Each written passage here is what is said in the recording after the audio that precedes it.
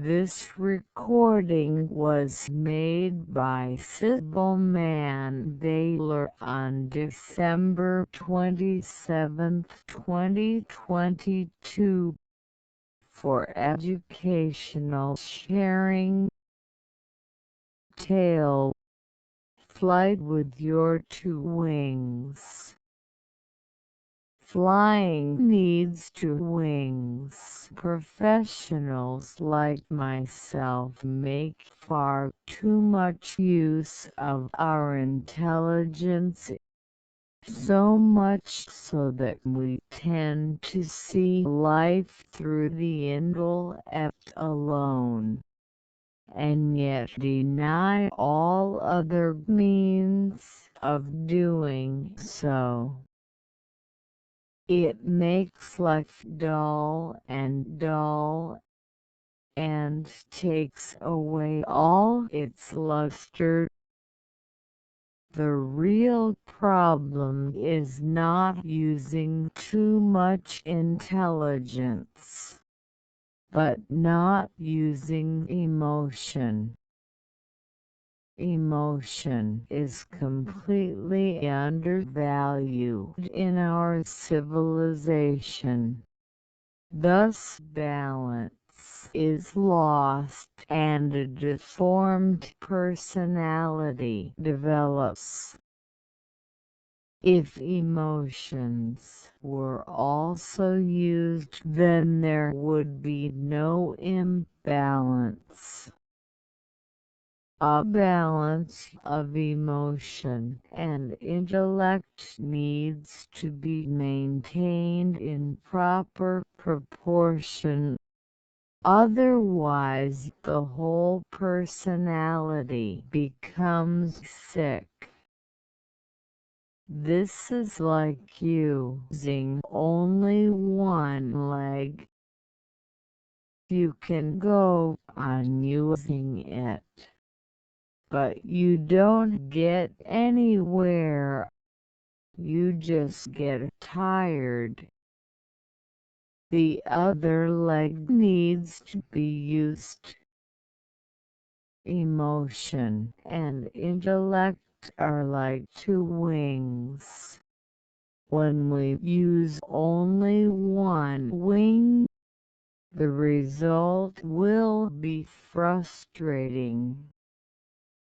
In this way, the joy of using both wings simultaneously, in balance and harmony, is never achieved. Don't be afraid to use your intellect too much. Only when intelligence is used do you reach the depths. Only there is its potential stimulated. Intellectual work does not mean that your intelligence is being used. Intellectual work is merely superficial. No depth is reached. Nothing is challenged. This gives rise to boredom. It creates work that is without satisfaction. Satisfaction always comes when your individuality is challenged and you have to prove yourself and respond to the challenge. When challenged, intelligence or emotion both create their own joy. The person is schizophrenic when only one part of his personality is working and the other part is dead. so even the part that is working will not work well because it will be overloaded. Personality is a totality. It has no divisions. Really, the whole personality is a harmonious energy. When energy is used in a logical way, it becomes intelligence, and when it is not used logically but emotionally, it becomes the heart. Those are two separate things. It is the same energy flowing through two different channels. When there is no heart but only intellect, you can never relax. Relaxation means that the same energy within you is now working in a different channel. Relaxation never means no work. It means work in another dimension. Then the dimension that is overloaded relaxes. The person who continuously pursues an intellectual activity never relaxes. She doesn't divert her energy into another dimension. So her mind goes on needlessly working only in one direction. It breeds boredom.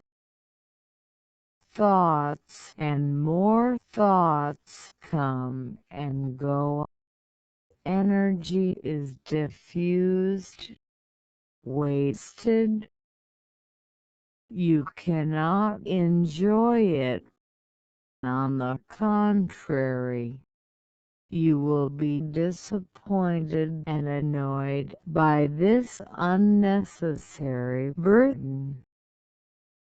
But the mind, or the intellect, is not to blame, because an alternate dimension has not been provided.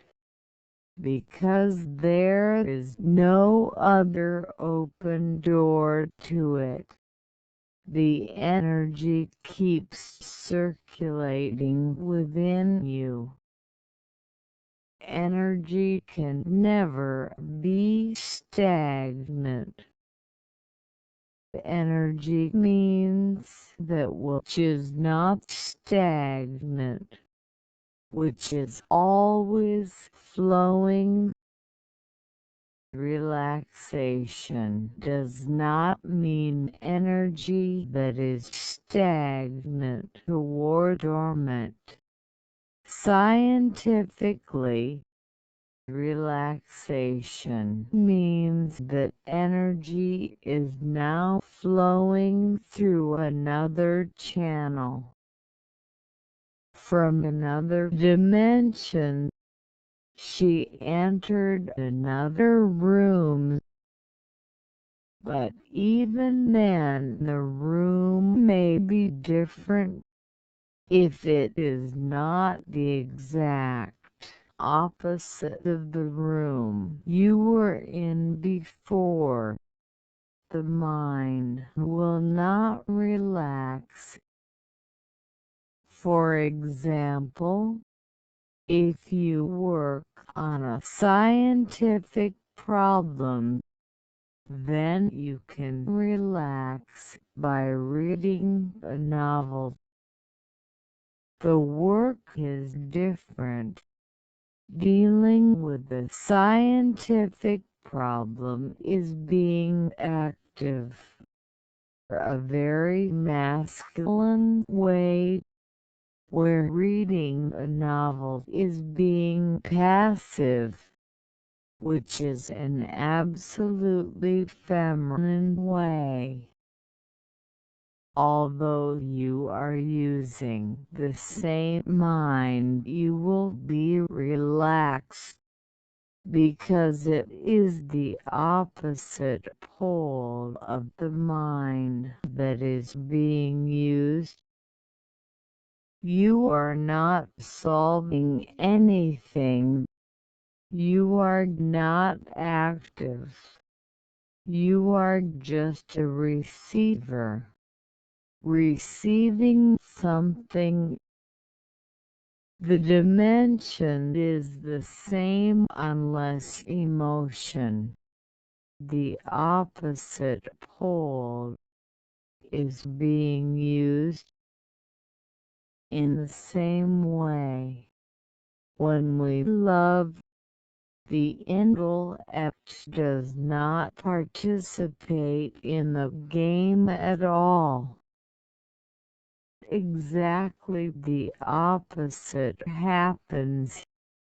The irrational part of your personality kicks in.